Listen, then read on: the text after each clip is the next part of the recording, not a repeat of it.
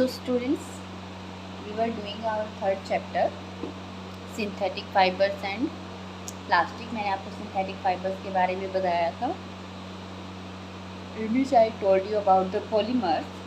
Now we are going to do different types of synthetic fiber. Okay, we have many type of synthetic fiber like nylon, polyester, terracotta, terylene. Okay, तो हम उसमें mainly जो read करने वाले हैं. So our first one is rayon. Rayon जो है आज के टाइम में बहुत ज़्यादा ट्रेंड में भी है. काफ़ी लोग जो है रेयॉन को पहनते हैं. It is a very soft cloth. Rayon जो होता है इसको आर्टिफिशियल सिल्क भी कहा जाता है, क्योंकि ये जो है ना सिल्क के जैसे इसके अंदर खुद की एक शाइनिंग होती है, शाइनिंग होता है ये, इसलिए इसको आर्टिफिशियल सिल्क भी कहा जाता है. इसको जो है इसको ऑब्टेन सबसे पहले बनाया गया था चाइना में.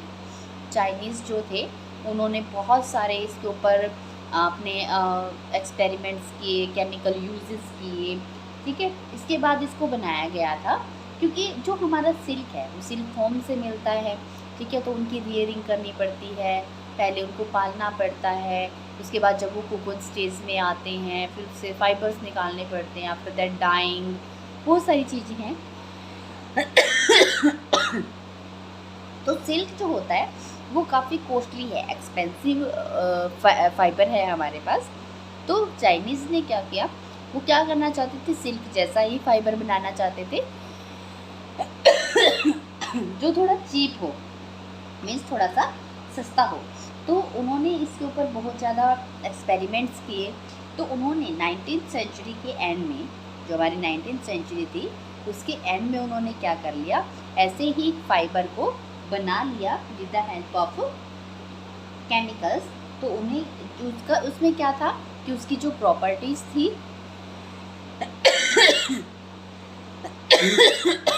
सॉरी स्टूडेंट्स, जो प्रॉपर्टीज़ थी उसकी प्रॉपर्टीज़ जो थी वो बिल्कुल किसके जैसी थी, सिल्क के जैसी थी, और उसके अंदर शाइनिंग भी थी.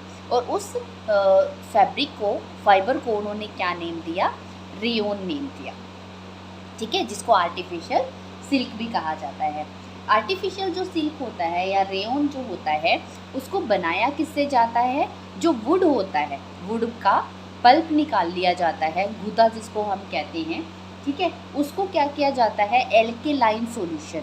एल्केलाइन सॉल्यूशन जो होते हैं ना वो बेस सॉल्यूशंस होते हैं. बेस, एसिड और बेस हमने पढ़ा है 7th क्लास में.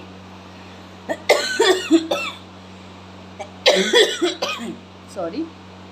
तो जो बेस सॉल्यूशन होते हैं वो एल्केलाइन सॉल्यूशन होते हैं. तो वुड पल्प के साथ एल्केलाइन सॉल्यूशन को ऐड किया जाता है. ठीक है, जिससे क्या होता है, एक थिक लिक्विड जो है वो हमें ऑब्टेन हो जाता है. मोटा जो लिक्विड है वो हमें मिल जाता है. फिर इस थिक लिक्विड को क्या किया जाता है, बारीक बारीक होल से, जैसे छलनी के जो हमारे होल्स होते हैं उन होल से पास करवाया जाता है. जिसकी वजह से क्या होता है कि ये जो है, ये जब बारीक बारीक होल में से निकलता है तो बिल्कुल पतली सी एक लाइन निकलती है फाइबर के जैसी. ठीक है, जिसके ऊपर जो ये फाइबर की जैसी लाइन निकलती है छलनी में से होकर या बारीक टाइनी होल्स में से होकर, तो इनके ऊपर सल्फ्यूरिक एसिड डाला जाता है. Sulphuric acid H2SO4 sulphuric acid डाला जाता है, जिसकी वजह से जब जैसे ही ये लिक्विड इस होल से बाहर निकलेगा तो ये हार्ड हो जाएगा. ठीक है, तो यहाँ पर क्या हो गया, ये जो फाइबर हमें ऑब्टेन हुआ ये रेयॉन का फाइबर था. क्या किया गया, वुड पल्प निकाला गया, उसके अंदर एल्केलाइन बेस सॉल्यूशन को ऐड किया गया. फिर उससे हमें जो थिक लिक्विड मिला उसे टाइनी होल्स में से पास करवाया गया, और उस टाइनी होल्स में से जो बारीक फाइबर जैसा स्ट्रक्चर निकला उसके ऊपर सल्फ्यूरिक एसिड का, वैसे कहते हैं बाथ ऑफ सल्फ्यूरिक एसिड, आपकी बुक में लिखा है, मीन्स उसके ऊपर स्प्रे कर दिया जाता है सल्फ्यूरिक एसिड, जिसके टच में आने से जो हमारा फाइबर है, लिक्विड है, वो हार्ड हो जाता है. ठीक है,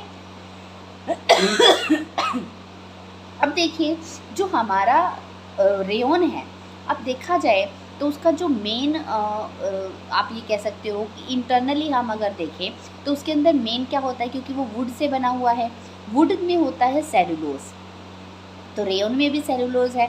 बस डिफरेंस क्या है, क्योंकि इसके अंदर हमने क्या किया, केमिकल्स ऐड कर दिए, तो सेलुलोज जो है वो सिर्फ क्या हो जाता है, ब्रेक डाउन हो जाता है। पर एक्चुअल में क्या है, इसके अंदर क्या प्रेजेंट होता है, सेलुलोज प्रेजेंट होता है। ठीक है, इसलिए क्योंकि इसको सेलुलोज को दोबारा से जनरेट किया गया, ब्रेक डाउन करके दोबारा से बनाया गया, ब्रेक डाउन करके न्यू सब्सटेंस बनाया गया, इसीलिए इसको क्या कहा जाता है, रीजनरेटेड फाइबर भी कहा जाता है। रीजनरेटेड फाइबर का मीन होता है जिसको दोबारा बनाया गया हो। ठीक है, इसे रीजनरेटेड फाइबर भी कहा जाता है।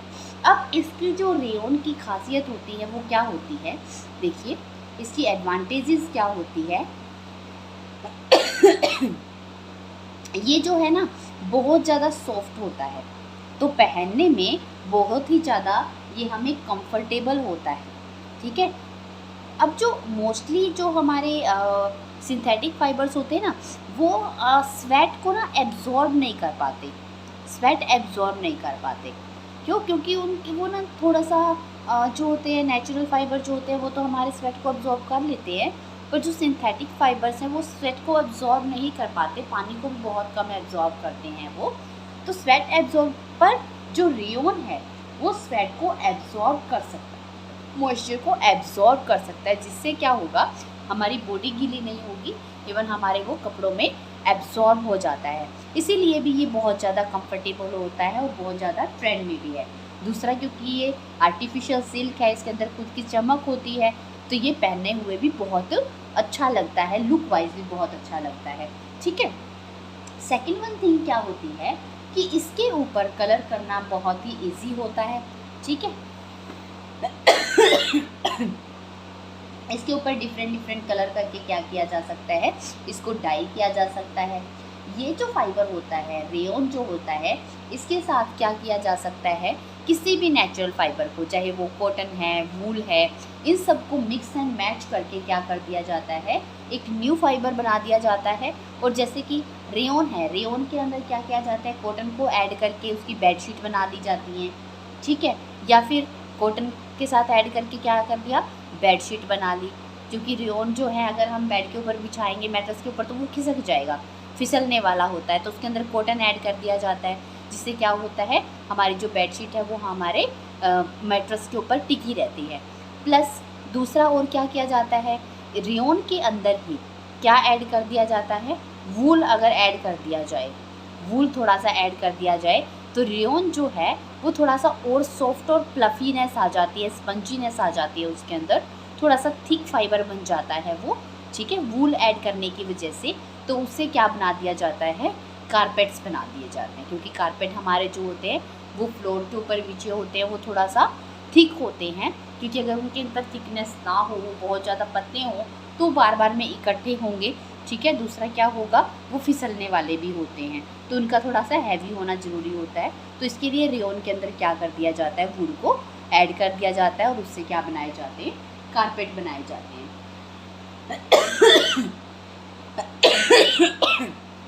अभी मैंने बताया क्योंकि ये लस्ट्रस होता है, इसके अंदर खुद की एक शाइन होती है, जैसे सिल्क फाइबर के अंदर होती है, तो इसकी वजह से इसके लिए क्या बनाए जाते हैं, डिज़ाइनिंग क्लोथ्स बनाए जाते हैं।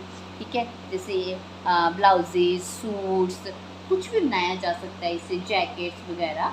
ठीक है, और इसके अंदर मेनली क्या होती है, जो टाइज जेंट्स पहनते हैं, टाई जो पहनते हैं जेंट्स, वो एक ना सिल्क की फाइबर की बनी होती है, पर वो एक्चुअल में सिल्क की नहीं होती है, वो किसकी होती है, आर्टिफिशियल सिल्क की, मीन्स रेयन की बनी होती है। क्योंकि जो टाइज होती हैं मोस्टली आप देखना, टाइज जो होती हैं मोस्ट ऑफ शाइनी क्लॉथ की बनी होती है, तो जो भी शाइनी क्लॉथ की बनी हुई है वो किसकी बनी हुई होती है, रेयन की बनी होती है। ठीक है, तो ये है हमारा topic rayon. After that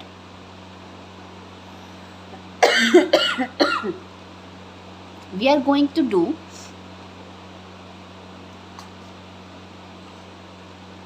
our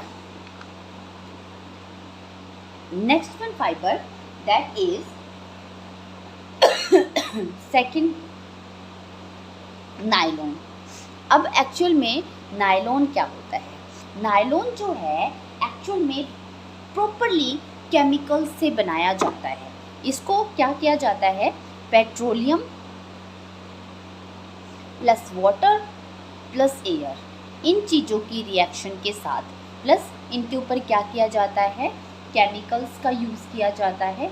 ठीक है, फिर जो है केमिकल्स का यूज़ करके फिर जो है ये जो पेट्रोलियम वाटर और एयर है, केमिकल्स के यूज़ के बाद इसको फाइबर्स में कन्वर्ट कर दिया जाता है। तो क्योंकि ये कम्प्लीटली केमिकल से बनाया गया है, ठीक है, इसके अंदर नेचुरल सब्सटेंस ज़्यादा यूज़ नहीं होते हैं, तो इसको बोला जाता है आर्टिफिशियल फाइबर।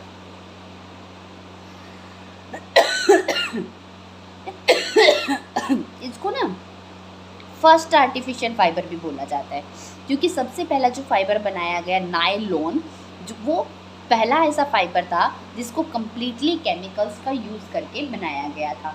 ठीक है, तो इसको फर्स्ट आर्टिफिशियल वो फाइबर भी बोला जाता है। इसको 1938 में बनाया गया था। ठीक है, और इसका यूज़ जो है ना, फर्स्ट जो वर्ल्ड वॉर हुई थी, वर्ल्ड वॉर फर्स्ट के अंदर क्या किया गया था, इसे बहुत ज़्यादा यूज़ किया गया था। ठीक है, जैसे अब हम पैराशूट वगैरह बनाने में या नो सॉरी पैराशूट नहीं, रोप्स बनाने में, ठीक है, रोप बनाने में, टेंट्स बनाने में, क्योंकि जो हमारा नायलॉन का फाइबर है ना, वो बहुत ज़्यादा स्ट्रॉन्ग होता है। तो नायलॉन की रोप्स बनाई जाती है और इन रोप्स का यूज़ जो है माउंटेन क्लाइंबिंग में किया जाता है। माउंटेन क्लाइंबिंग में, क्योंकि उस टाइम पे ऐसी रोप चाहिए होती है जो कभी भी ब्रेक ना हो, जिसके ब्रेक होने के बहुत कम चांसेस हो। तो नायलॉन जो है वो बहुत ज़्यादा स्ट्रॉन्ग होता है, तो उसके रोप्स जो है माउंटेन क्लाइंबर्स के, वो किससे बनाए जाते हैं? नायलॉन से बनाए जाते हैं। टेंट्स, तो वर्ल्ड वॉर 1 में क्या किया गया था? टेंट्स, रोप्स, ये जो सारी चीज़ें थी वो किससे बनाई गई थी? नायलॉन से बनाई गई थी। उस टाइम पे ये इन्वेंट हो चुका था। अब देखिए, ये जो है, ये सिंथेटिक फाइबर का जो नेम है नायलॉन, वो एक्चुअल में किससे बना हुआ है? ये जो है वो बना हुआ है न्यूयॉर्क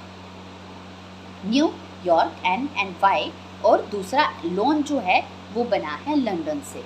ठीक है, क्योंकि जिन साइंटिस्ट ने इनको बनाया था वो न्यूयॉर्क और लंदन से रिलेट करते थे, तो उन दोनों का नाम देने के लिए इसको क्या नेम कर दिया गया?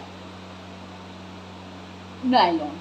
ठीक है, तो नायलॉन जो है वो काफ़ी स्ट्रॉन्ग फाइबर होता है और फर्स्ट ऐसा फाइबर है जो कम्प्लीटली केमिकल्स से बनाया गया था, इसलिए इसको फर्स्ट आर्टिफिशियल फाइबर भी बोला जाता है। इसकी रोप्स का यूज़ माउंटेन क्लाइंबिंग में किया जाता है, क्योंकि ये बहुत ज़्यादा स्ट्रॉन्ग होता है। तो देखिए, इसके अंदर क्या होता है कि ये जो है फाइबर वो थोड़ा सा लस्ट्रस होता है। ठीक है, और ये जो है वाटर को बहुत कम एब्जॉर्ब करता है, इसीलिए बहुत जल्दी सूख भी जाता है। ठीक है, वाटर एब्जॉर्बिंग कैपेसिटी जो है इसकी वो बहुत ज़्यादा कम होती है। जो क्लोथ्स हैं हमारे, जैसे कि हमारी जो सॉक्स होती हैं या जो स्लीपिंग बैग्स होते हैं, सोने के लिए जो बैग्स यूज़ किए जाते हैं, जो टेंट्स लगाए जाते हैं, जो हमें ऐसा लगता है कि पॉलीथीन के बने हुए हैं, टूथ ब्रशेज़ के अंदर जो हमारे ब्रशेज़ होते हैं वो, ठीक है, या फिर कार की जो सीट बेल्ट्स होती हैं, वो सारी चीज़ें किससे बनाई जाती हैं? नायलॉन से बनाई जाती हैं। ठीक है, हमारा जो ये फाइबर होता है इसके अंदर जो है रिंकल्स बहुत कम आते हैं, मीन्स ये सिकुड़ता बहुत कम है, सिलवटें इसके अंदर बहुत कम आती है। ठीक है, इसके बाद क्या है कि क्योंकि ये बहुत ज़्यादा स्ट्रॉन्ग है, तो इसकी जो ड्यूरेबिलिटी होती है, मीन्स ये जो चलता है ये एक लंबे टाइम तक चल सकता है, क्योंकि ये स्ट्रॉन्ग होता है, तो ये कटता फटता बहुत जल्दी नहीं है। इसके बाद क्या है कि नायलॉन के जो भी गारमेंट्स बनाए जाते हैं, गारमेंट्स क्या होते हैं? जो भी क्लॉथ्स बनाए जाते हैं, ठीक है, वो क्या होते हैं? बहुत लंबे लंबे टाइम तक चलते हैं। ठीक है, आफ्टर दैट क्या है कि जो हमारा नायलॉन का फाइबर होता है वो बहुत ज़्यादा एक्सपेंसिव नहीं होता है, और ये जो है सिल्क से या स्टील वायर के जितना, सिल्क नहीं कह सकते हम इसको, स्टील वायर कहेंगे, कि जो स्टील वायर होती है, स्टील की जो वायर्स होती हैं, ये जो फाइबर है उससे भी ज़्यादा स्ट्रॉन्ग होता है, या आप कह सकते हो स्टील वायर और नायलॉन जो है वो इक्वली स्ट्रॉन्ग होते हैं। वैसे नायलॉन ज़्यादा स्ट्रॉन्ग होता है, इसीलिए उसमें रोप्स का, माउंटेन क्लाइंबिंग की रोप्स बनाने के लिए इसको यूज़ किया जाता है। ठीक है,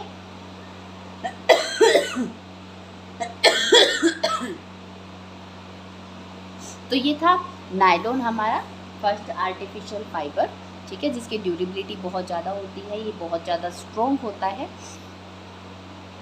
ठीक है, तो अब हम क्या करेंगे, हमारे जो नेक्स्ट फाइबर है वो हम नेक्स्ट लेक्चर में पढ़ेंगे। इतने जो फाइबर्स हैं, 2 मैंने फाइबर करवाए हैं, बहुत कम करवाया है। ठीक है, इसको क्या करना है, आपको अपनी बुक से दोबारा रीड करना है, वीडियो क्लिप को देख लेना है, पर इसको आपको करना है। ठीक है, जैसे मैंने आपकी बार नोटिस किया था, आप लोगों ने नहीं किया था, but this time you have to do it properly. Okay, bye students.